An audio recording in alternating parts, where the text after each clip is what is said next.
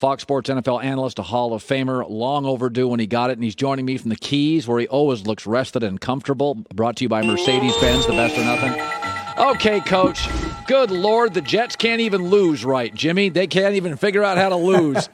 So now, Jimmy, you got the number 2 pick, and there's a difference between Trevor Lawrence and Justin Fields. Do you start over with Fields, or do you keep Darnold and take those picks and rebuild? What would you do? Yeah, Colin, I don't know that Justin Fields is that big an upgrade over Sam Darnold. I still think that Sam Darnold's got talent. I question how he's been coached the last few years and the supporting cast. But I'd like to see better players around Sam Darnold and use some of those picks to bring in players. Now, you might even take that number 2 pick and get you a bonanza, right, as far as people moving up trying to get Justin Fields or another great player. So you can add to your arsenal by trading that pick to a team that's desperate. Do you think, Jimmy, you'd never want to move up to get a quarterback if you were a Belichick or a good team, and then you don't move up far enough and somebody jumps you. So do you think the people that are interested in a quarterback and calling the Jets, do you think they'll do it now early, or they'll wait until draft day? What would you suspect would happen? I think they would wait until late because, the price just goes up the closer you get to the draft. You get other teams, bidding. Now, obviously, that's as far as the Jets are concerned. If you're one of the teams wanting to move up, if you can solidify a deal right now, then that's fine because it's going to be cheaper than if you wait until the draft. Okay. You get teams competing for that pick, the price is going to go up. Jimmy, I'm watching Kansas City, and you had 3 or 4 great all-time teams in the NFL. You had several in college. And I said, I know your record's important, but I look at, when you get closer to the playoffs, I start looking at stuff like red zone stats. Are you situationally good? And I look at Kansas City, and I can see him facing a Derrick Henry or a Cleveland offensive line or the Colts, and I can see that Patrick Mahomes sitting on the sideline watching the game. I do think they're really vulnerable. Do you? I was asked on the show yesterday as far as who's the biggest threat to Kansas City. And, you might say, well, Buffalo, because Buffalo's really hot right now. Their quarterback is playing great. You might say Tennessee because of the way they run the football and they can control the clock, control the game. But I think the biggest threat to Kansas City is really Kansas City. Brett Veach, I talked to him just not too long ago. He wanted me to autograph a picture that we took when they were here at the Super Bowl with Brett and Andy Reid. And I told him, I said, hey, you are looking great. He said, as long as we stay healthy, he said, we'll be fine. And that's what I believe. If they're healthy and if they're prepared and if they're not overconfident, if they understand who they're playing and the strength of their opponent, they'll be fine. They're the best. They're the most talented team in the NFL. And when you have a quarterback like that, Terry Bradshaw called me this morning. He said, I watched Mahomes. He said, it's unbelievable some of the throws that he makes and some of the things he does. He's just such a special talent. Yeah. So I watched the Miami Dolphins yesterday, a franchise you coached in an area and a team, and you know a lot of people in that organization. And I got to tell you, Jimmy, Brian Flores, this team reminds me of Belichick early in New England with Brady. They win a lot of 2016 ugly. They're resourceful. Yep. Yesterday, they were missing 4 of their top 5 scrimmage yard performers. Players become more replaceable. And Tua, like an early Brady, is coachable.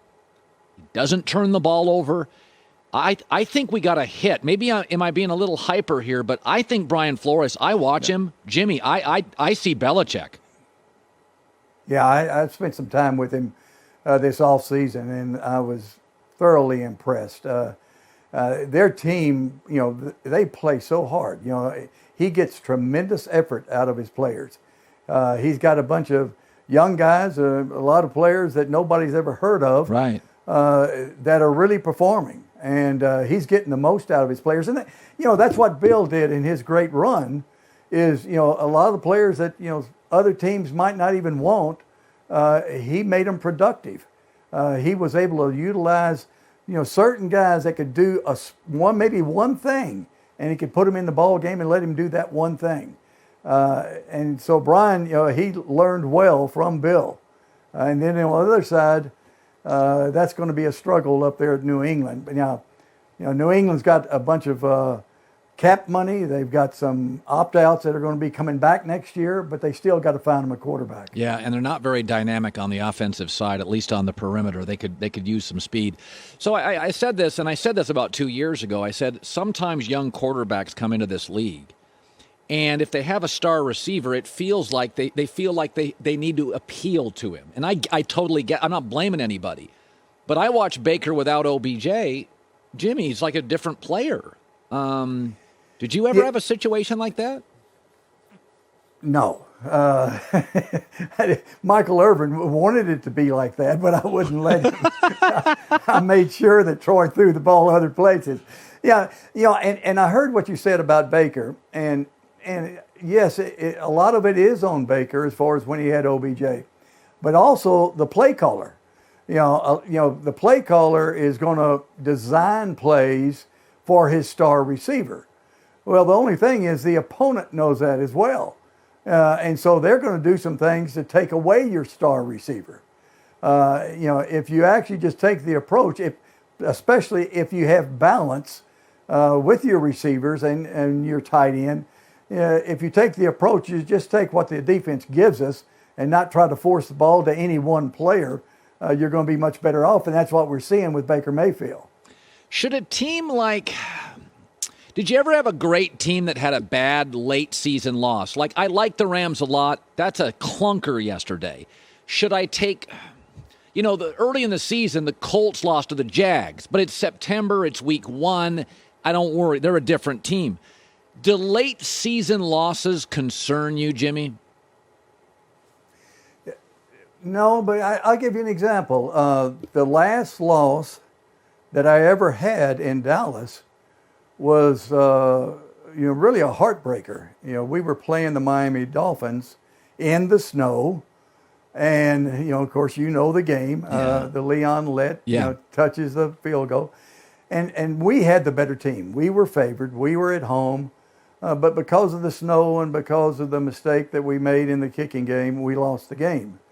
But that was the last loss that I ever had in Dallas. We went right ahead and won the rest of the season, won every game, and won the Super Bowl.